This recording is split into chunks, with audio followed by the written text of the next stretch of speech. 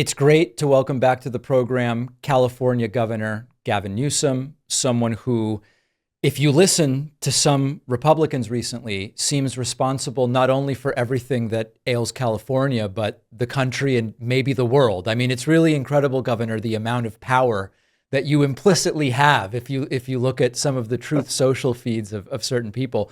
No, to start with something serious, I want to hear a little bit of an update on the state of play of the aftermath of the protests, the No King's Day protests in Los Angeles. We saw this, some would call it an invasion of federal troops, not at your request, not at the request of Mayor Karen Bass, of questionable legality. That's currently being litigated. Where are you now on what happened, and where are things at this point?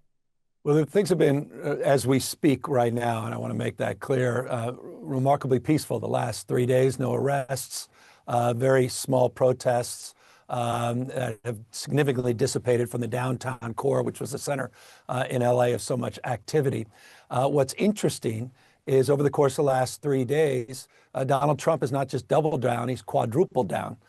There's close to 5,000 now troops that have been deployed, 4,900 plus that have been deployed. If you add the U.S. Marines plus the 4,000 plus former National Guardsmen members that have been federalized. And that is in stark contrast to what's going on in the streets. And I think it's important folks know most of those troops, and I say most, 80+% of them had nothing to do over the course of the last week. They were sitting there in inadequate dormitories with inadequate supplies, not being mission tasked. What we're assuming now they're being mission tasked to do is less to protect against quote unquote protesters, but to be part and parcel of immigration enforcement operations throughout Southern California. What is terrifying, among many things, to me and to others who are not authoritarians, is that if you look at the authoritarian playbook of the 20th century, you see exactly this sort of thing happening. You see people being told force will be used if you publicly demonstrate against those in power. You see the sending in of federal troops of different kinds against the wishes of municipalities. You see an environment where members of the media are either criticized, sanctioned, or worse if they have the audacity to hold those in power accountable. To me, it's terrifying, and it would be horrible if what we're seeing or what we saw in California was a preview of what is to come. Do you believe that that's a possibility here? Well, I think it's almost a certainty. This is America's coming attraction to cities and states all across this country. I mean, the president himself not only asserted that, he's proving that as it relates to increased raids and operations, particularly targeted to blue cities in blue states, though not exclusively, as we saw with a meatpacking plant in Nebraska. Right. He continues to flip and flop, zig and zag, saying one thing one day, doing another the next day, saying the opposite the day after, as it relates to, as an example, going after folks that are in our farms and ranches, in hotels and restaurants. We saw just yesterday in Coachella Valley in Southern California, operations with ICE near the Dodger Stadium today in Los Angeles. The chilling effect means people are no longer going to school, let alone walking the streets or going to the parks, playgrounds, or the grocery stores. And if you think I'm exaggerating, there was a report that just came out today, 22% increase in absenteeism in Central Valley schools, predominantly Hispanic schools. We're seeing significant reduction in workforce showing up at farms and ranches. And that chill is having a profound impact, not only in quality of people's lives and the stress and anxiety that their families are feeling, but also in the economy of this state and increasingly the economy of the United States. It appears that Vice President J.D. Vance is heading to California to do what exactly is unclear to me. I'm curious, what is your sense of what he should be looking at when he's there? What's your sense of this visit? Is the idea here to propagandize around their narrative as to what California and Los Angeles are experiencing right now? What do you think? Well, it's an on again, off again, now on again visit. We were told he is coming in Friday for some RNC fundraiser, but also I imagine he's here to assert himself, to show his formal authority, to try to sort of express himself in a way that reinforces the frame that you just advanced as it relates to these authoritarian tendencies of this administration to inflame, not to soften the edges of the situation in Los Angeles. It's Friday night. Weekends, obviously, were more peak focus in terms of our efforts to keep people safe and keep things peaceful. This in no way advances those efforts. It also requires huge amount of law enforcement to protect the vice president, that otherwise would be deployed on our streets to protect people. And I just, on that, if I may, I think this is a remarkable point. Donald Trump has pulled hundreds and hundreds of National Guardsmen and women away from counter-drug interdiction and work they're doing at the border, supporting Border Patrol as it relates to fentanyl interdiction. He has pulled away hundreds and hundreds of people from doing forest management to prepare for peak wildfire season. And these National Guard men and women, many of them are members of law enforcement themselves. He's literally depleting the members of local law enforcement agencies that would be doing their job on any given week, all for show, for a display. And again, you said it, and I repeated it, but I thought it interesting that former President Obama also reinforced these authoritarian tendencies, the playbook. This is not hyperbole. This is not the rantings of, quote unquote, the extreme left. Any sane historian, anyone that soberly reviews the playbook of other authoritarian regimes will see exactly the kind of actions this administration is taking. And I imagine the actions that will be perpetuated if J.D. Vance shows up in LA tomorrow only further advances. And that's why this is a serious, serious moment. As far as your role as governor to welcome or not welcome the vice president there, is he welcome as far as you're concerned? He's the vice president of the United States. I revere the office of vice president. I revere the office of president. And I say that as a former mayor that welcomed in members of previous and prior administrations that did not share the values of our state or our city. I think one has to protect and preserve those fundamental principles, even as these folks try to tear down these institutions, diminish the truth and trust associated with these institutions. We'll maintain that reverence for them. I want to talk briefly about something you've been willing to talk about, but not everybody in the Democratic Party has, which is that something seems to be going on here with Donald Trump's cognition. There was this thing last week where the president said that he had spoken to you in the previous day and about the sending in of National Guard troops. It turned out that you had had a call 4 days earlier during which that topic was not broached. And this, as you pointed out, raised the question of, does Donald Trump know what day it is? Just in the last 48 hours, he seemed to suggest that the Declaration of Independence came as a result of the Civil War rather than the Revolutionary War, off by about 100 years. We've seen Jake Tapper's book. I didn't think Joe Biden should run again. We've talked about that before, but Joe Biden's not the president right now. Donald Trump is the president. Why do you think corporate media is not super hot on touching that topic? It's beyond me. May I applaud Lawrence O'Donnell, another network, to his credit, has been putting this together in a pretty remarkable way. I mean, you string all of these sentences and statements this guy has made, in any other case, any other president, there'd be some real conversation in this country. It would be alarming beyond words. It's not a partisan frame to say this. I mean, the fact that he even was ranting on just a day ago about raking forests in Austria, saying we need to rake the forests.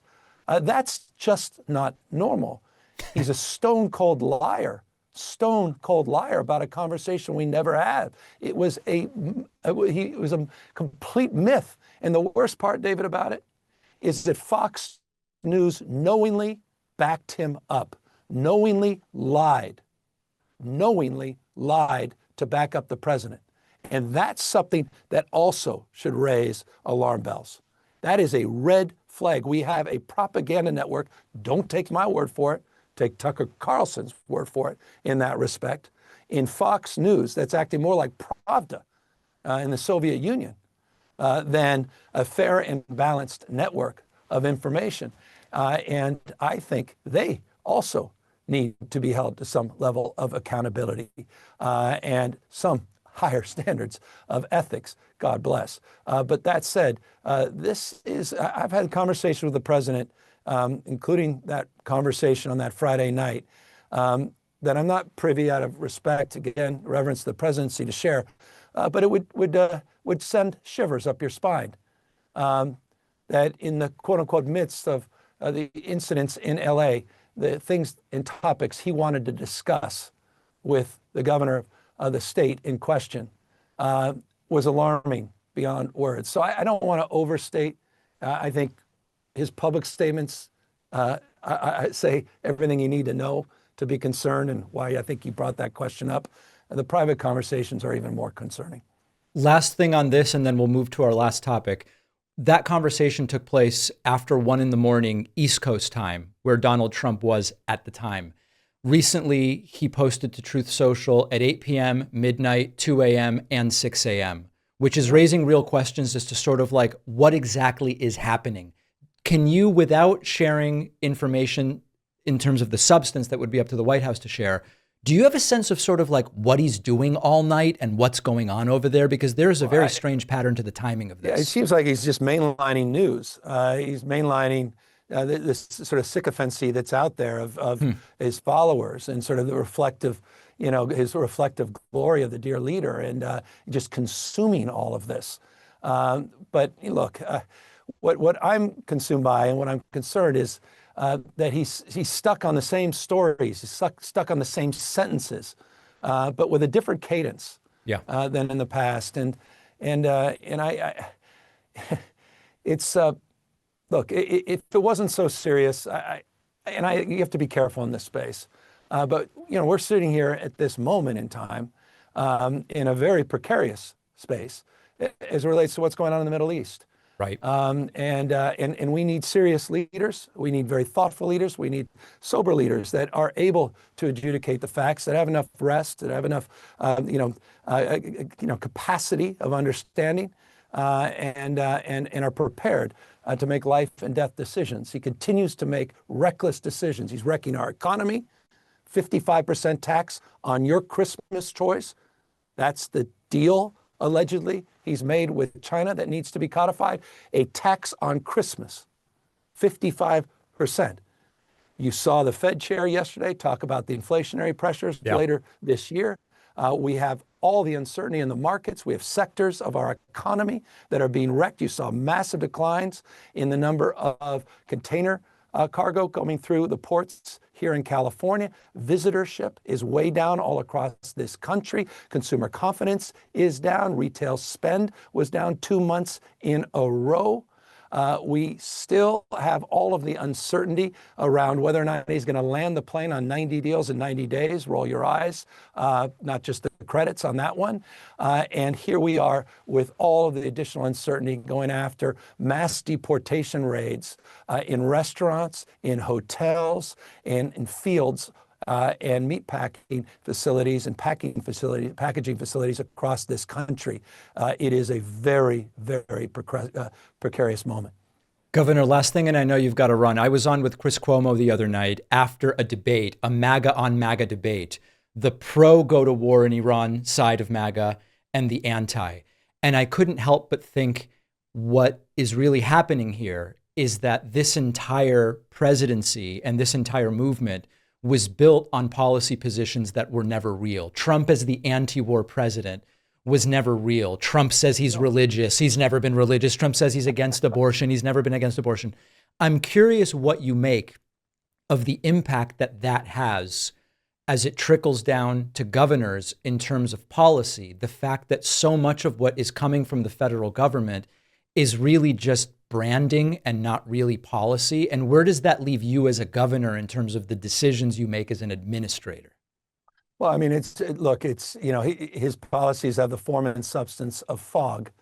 and they change on a whim. They change on the basis of his iterative process of focus grouping as it relates to testing things. So he tests, as he jokes with me about, hey, my crowds, my base loves new scum.